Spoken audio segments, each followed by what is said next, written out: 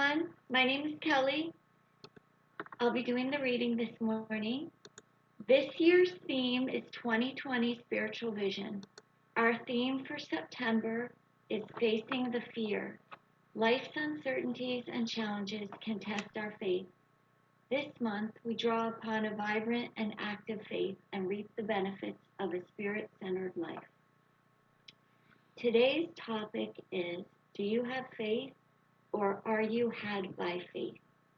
Ernest Holmes' Science of Mind, page 162 wrote, if we are to have an active faith, the faith of God instead of merely a faith in God, our thought must be centered in universal mind. We are convinced that under divine law, all things are possible if only we believe and work in conformity with the principles of that law. Such a faith does not spring full-orbed into being, but grows by knowledge and experience. No matter what the outside experience, we must cling steadfastly to the knowledge that God is good and God is all, underneath, above, and round about. Let's speak together Ernest Holmes' affirmation of faith.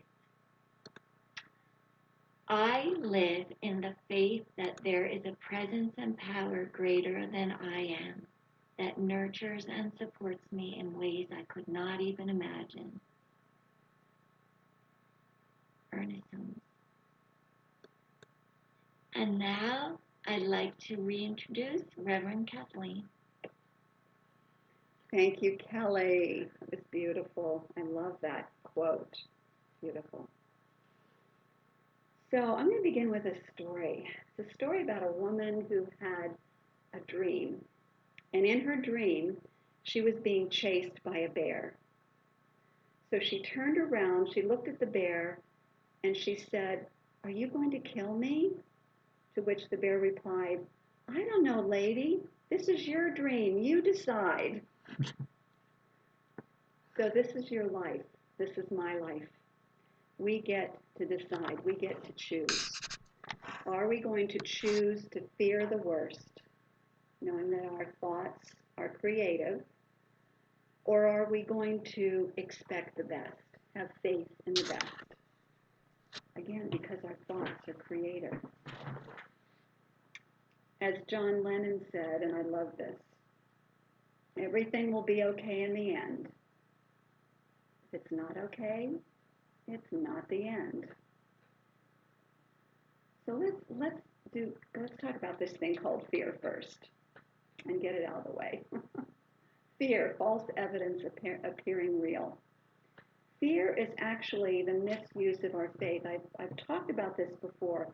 We are born with a full measure of faith. We all have it. It's where we place our faith that makes the difference. Fear is placing our faith on believing that something bad will happen. Two of the greatest fears. One of them is that God will not answer our prayers. And of course, that's a belief in an external God that is arbitrary and kind of dishes out prayers according to whim. So that's one of the first fears. And another fear is the fear of death, which is the fear of annihilation, that, that'll be the end of it for me, rather than a belief in eternal life, or a fear that something bad will happen after I leave my body. So those two great fears really get in the way, and so it's really important to realize that fear is actually kind of shows up in two certain ways. A fear that things will never change, or a fear that things will get worse. And of course, when we dwell on that kind of thing, what we fear and what we focus on, if we focus on those fears, we will bring about. So it's really important that we get really rooted in this thing called the faith of God, become the embodiment of it, so that we no longer have to carry the burden of that kind of fear around with it and its consequences. So let's talk a little bit about this thing called faith in God or the faith of God. You know, our continual progress in conscious evolution is away from the idea of separation and toward the awareness of oneness, the indivisibility of the divine, of God, the absolute unity of all life in and as that one presence. So if we understand that God is infinite, universal mind, all-knowing mind, all-knowingness or infinite knowingness, and that we are points of consciousness in that universal mind, that we are actually all able to use that universal mind in each and every moment. Actually, we are using it whether we know it or not. But because we have free choice, free reign of what we're going to do, we can have these smaller ideas of what life is. And so what I'm really inviting us to do is to tap into this grander awareness of who we are, using not some of the universal mind of God, but the all mind, and actually being an instrument, a conduit of divine inspiration and divine ideas. So we're moving away then from a faith in prayer, a faith in God, to having the faith of God, to being faith, being it, embodying it, having it in every cell of our body, in every aspect of our mind. So it kind of reminds me of this. So if you think about a medical doctor, a physician, who's in a restaurant, an emergency happens, what is the inclination of that physician? Her inclination is to jump into action and be of assistance. And it's the same thing with us as metaphysicians. We are metaphysicians. We operate in the realm, and meta means beyond the physical, and actually including the physical, but we function in that causal realm of the universal mind and thought, divine inspiration. We are metaphysicians.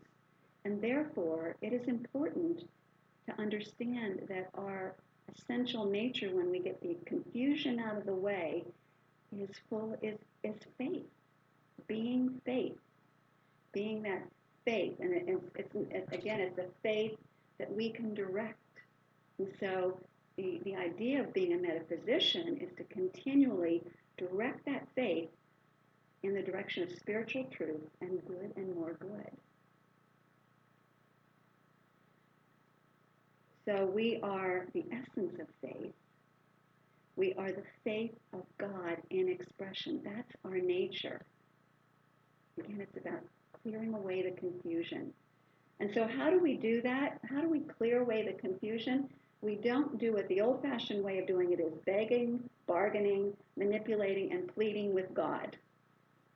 That's thinking that God is something outside of me, that I have to beg God for that good. Well, our form of prayer, spiritual mind treatment, is a prayer that is formulated in an awareness of our oneness with God. It actually is a practicing of what we believe, that all there is one life, one source, one presence, one power, one universal mind in which we live, move, and have our being. Our very breath is the breath of God. The presence of God is nearer than our hands and feet.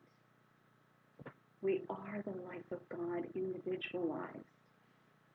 We are points of consciousness in universal mind, having full access to that universal mind.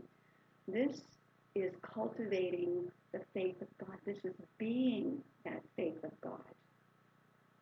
And in that vibrational frequency, then we can use the universal law, the law of cause and effect, where thoughts become things, thoughts become experiences. We can use that in the most glorious, magnificent, inspired, and beautiful ways to be bringers of heaven to earth, the heavenly thought and mind of God into expression on earth.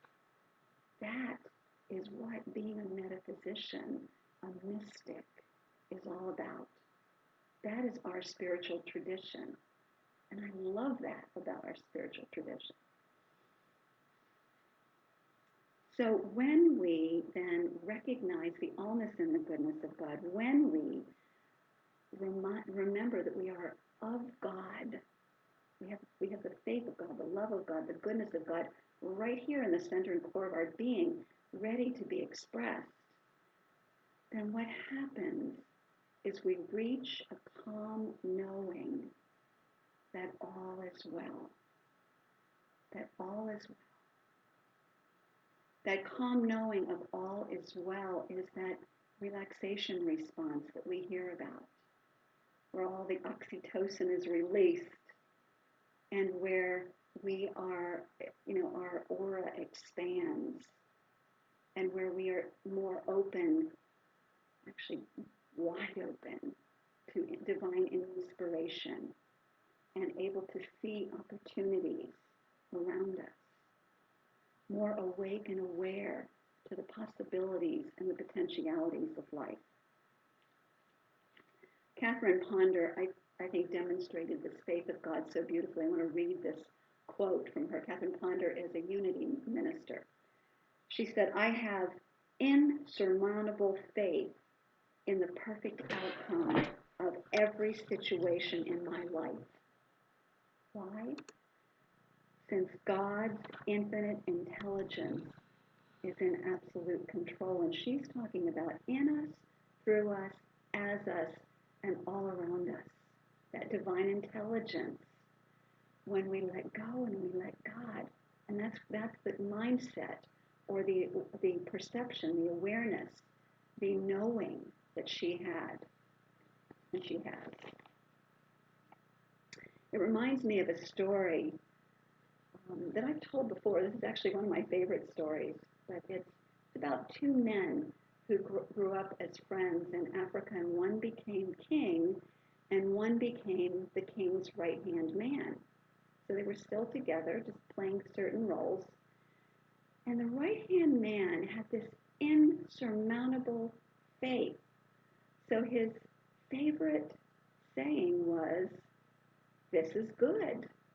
So he would declare things as good, just as we do. This too is good, this too is God, this too is for me, and I demand to see a blessing in it. Well, his phrase was, "This is good." So together, the king and the right-hand man would go hunting, and the right-hand man would load the gun, and the king would shoot. Well, one day, the right-hand man made a mistake in loading the gun, and when the king shot, he shot off his thumb. To which the right-hand man replied, "This is good." To which the king replied, "This is not good," and he threw him in jail. Well, a year later, the king was out hunting alone, and he was soon surrounded by cannibals. And of course, they were seeing him as lunch. And so they took him back and started preparing him. And then one of them noticed that his thumb was missing. And they had this belief, this superstition, you cannot eat anything that is not whole. So they kicked him out of the village. The king, totally relieved and totally a different mindset, ran back to the prison and said to his right-hand man, I'm so sorry. This was not so good that I put you in prison. To which the right-hand man said, "No, this is good, because if I had not been in jail, I would have been with you and the cannibals." Yeah. Looking for the good, the power of looking for the good and claiming the good and noticing the good unfolding, noticing the evidence of it. faith is not static. It requires practice. Practice, practice, practice, because we are bombarded with the media and everything in our world. And so it's important for us to have dedicated time every day to go within and reconnect to ultimate reality, to the presence of the divine within. And it's just a reminder of what was mentioned earlier, that great faith does not spring fully orbed into being. It is an unfolding process. It grows by knowledge, by experience, through practice. And then the thing is to practice when things are going well, right? And when we do that, then when there's a crisis, when things are not going well, then our practice is second nature, and our practice serves us better than if we try to start in the midst of things. And the point is, though, is to start wherever you are and to deepen your practice wherever you are. And the practice, of course, that we teach is what I talked about in spiritual mind treatment, which is a reminder of what we believe in truth and using the universal law. It is, and we can actually have that as part of our prayers, a focus on faith, being the faith of God, deepening into that awareness of what that means. Meditation, is a spiritual practice, affirmations, visioning. And then there's a practice that Mary Nan Morrissey has that I think is absolutely awesome, and it's particularly powerful in these times when it seems like there's just so much going on that can trigger us. She says, when something bad happens, wait for 3 days before you panic. Remember, we have the power of choice. So rather than start panicking, moving into a state of fear, start looking for the good for those 3 days. Start looking for the good. Write them down. Think about them. Discuss the good with other people. And then if you still want to panic at the end of 3 days, that's fine. But chances are, you will, in those 3 days, shift yourself into that embodiment of the faith of God. So how can you apply this? Is there something particular for you that you could apply this to? And in other words, what seemingly bad thing is happening? And so this is a great chance to practice.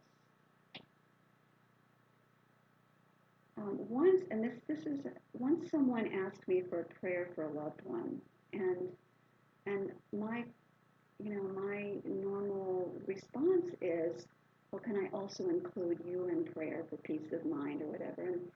And this person responded to me and said,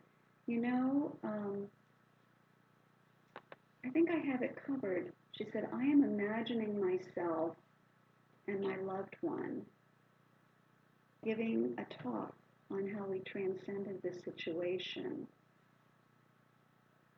and helping a lot of other people. So that's the faith of God. That's putting it into practice in whatever situation is coming up. So faith of God is not something that we just have, it's there and we forget about. We practice it. It's important that we make our lives an example of faith. In our practitioner training right now, we were covering a section on practitioner ethics, and one of them was about not going around and trying to convert everybody, but being a living example of it that inspires others. So when we practice the faith of God then in our everyday lives, we don't need to convert other people. Our lives become the demonstration of the power of faith and becomes a beacon of light for others to follow. Isn't that powerful? So there was a community, there's a story, a community that was in great need of rain. The land was parched, and my mind went to the people in California where their land is on fire. And So they all decided to gather together and pray for rain. And so as they were gathering, they all became quiet, and then somebody noticed a little girl um, sitting quietly with beaming, like this huge beaming light on her face, sitting there in like a state of joy and excitement. And next to her was a large, colorful umbrella, opened up, ready, ready for use. And think about that. Think about what that meant. They all came to pray for rain, and that little 11-year-old girl was expecting rain. That's the faith of God. That's being a living example of the faith of God. Ernest Holmes says faith is ever the light on the way, making the way clearly visible to us, even when to all others the way may seem to be beset by obstacles and rough going. Being the light, being the light. So, let's just bring it all together here. Those who have great faith,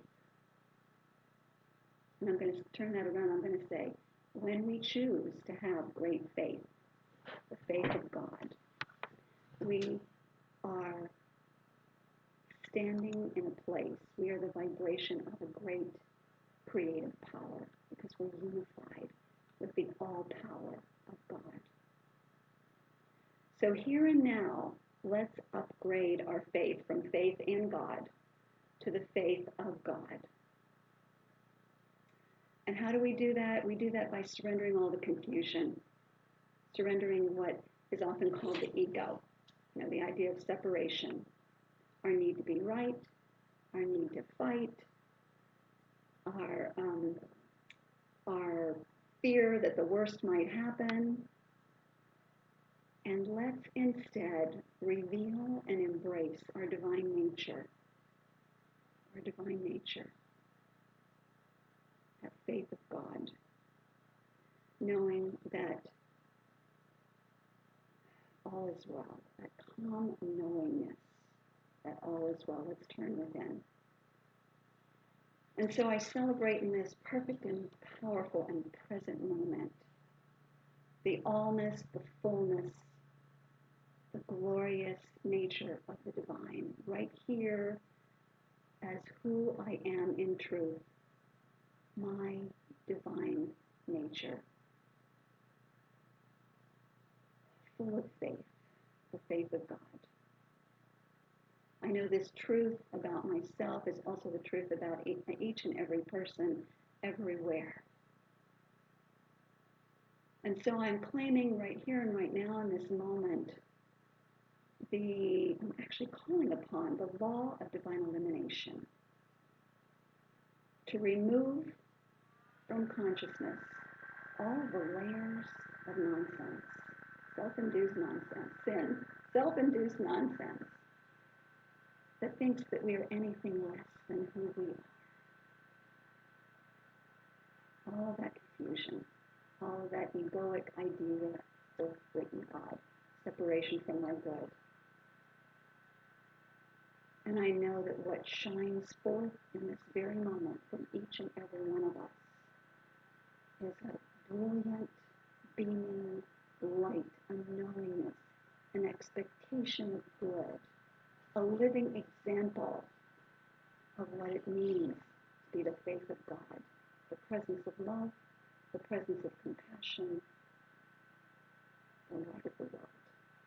I give my thanks for the fulfillment of this word through the power of the universal law that only knows yes, so I submit this to that law and allow it to unfold beautifully and gratefully, knowing that all is truly well. And join me in affirming this truth with a powerful yes. Yes. And so it is. Namaste. Thank you. And so now